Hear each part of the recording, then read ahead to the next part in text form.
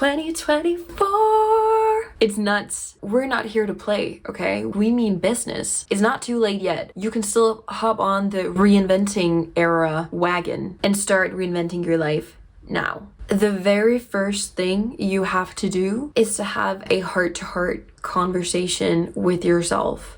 You can think it, you can write it, you can actually talk to yourself about what it is in your life right now that you want to change. Figure out those things in your life you're not happy about, what things you want to change, what habits you don't like. Get real with yourself, okay? I mean this, get super real with yourself. And you might as well get comfortable with having these talks with yourself, because if you are serious about reinventing yourself, these talks will not just happen one time. They will continue to be there, because as you grow, more and more will have to change. What got you here won't get you to your next step, and what gets you to your next step won't get you to the step further. Some questions you can ask yourself is, what are your strengths? What are your weaknesses? What are you scared of? What do you think is holding you back right now? And what do you need to change to step out of that limited mindset? After you've had that heart-to-heart talk, you need to set a goal. Goals are not for achieving them. I know, weird. The goal is set to get you up every single morning and to be successful by doing the things you set yourself to do. Believe it or not, you don't reach success when you reach your goal. You are already successful if you every day strive towards your goal, if you every day have the discipline, the commitment, the persistence to keep grinding, to keep working towards that goal. And this all sounds like really hard work, and some of it might be, but when it's a goal that you really, really want to achieve, it's not going to be hard work, because you're going to live out your purpose while you're hard working your way towards your goal.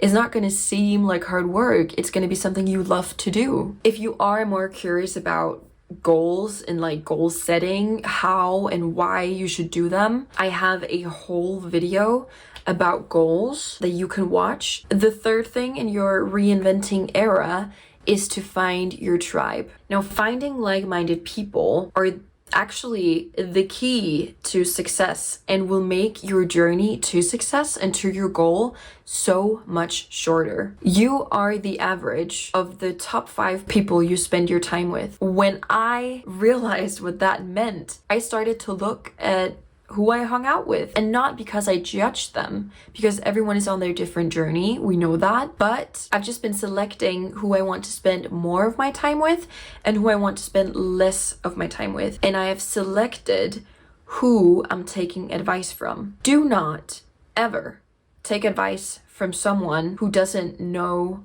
anything about what they're saying. Don't take advice about health from a doctor who's not healthy. Don't take advice from a lifestyle coach who doesn't live the lifestyle that they promise you can live. When that clicked, I was like, I need to search out those people that live the life I want to live, that actually knows what they're talking about. And when you do, take it all in like a sponge. Ask them what they had to think, what they had to feel, and what they had to do to be where they are today. Dare I say that it is easier to win in life when you have the right tribe around you. Fourth thing to reinvent yourself is to get out of your comfort zone. If you really want to change, you have to step out of that comfortable place you're in right now, warm and fuzzy, and start challenging yourself. Doing something new always comes with sacrifices. Personally, I do not like the word sacrifice, because it kind of sounds like you're forced to get rid of something that you don't want to lose. And I don't think that's the case when you're just making room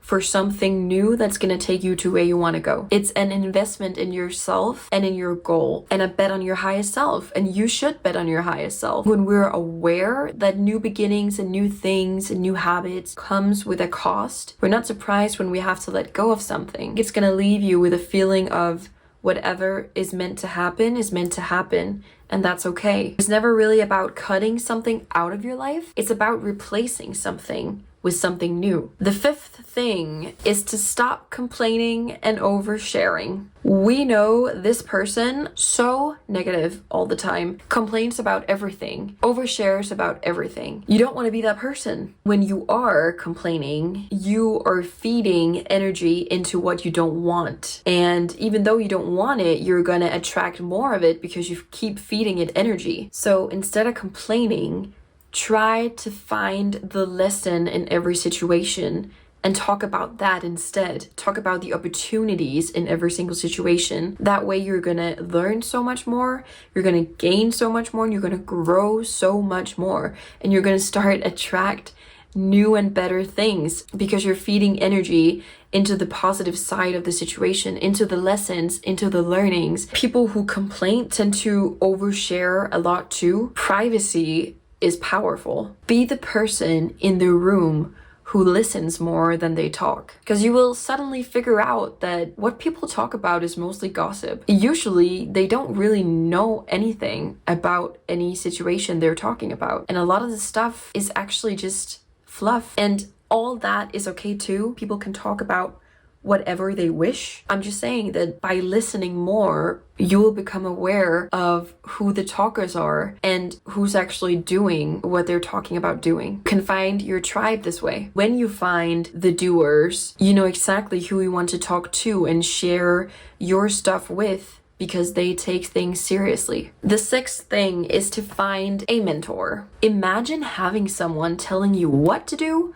when to do it, and how to do it, and if you do it, you'll succeed. Let me just tell you that your journey can skyrocket if you find a mentor who has walked the same path as you're walking right now. Instead of you have to laying every single stone, every single brick, the mentor has already laid the path for you. It's just a blueprint you have to follow. It's genius. It will save you so much time. I would recommend everyone to find a mentor. And this doesn't have to be some overly expensive mentor. Like, no, you can start out with mentors from books or podcasts or events. Or if you have the opportunity and possibility to do it, I would 100% recommend buying a coaching program. It's going to skyrocket your success so much. But I also want to say, be careful out there because there's so many people who hasn't walked the talk. So just make sure to do your proper background checks before buying any design program to follow. You'll gain a whole new awareness about yourself,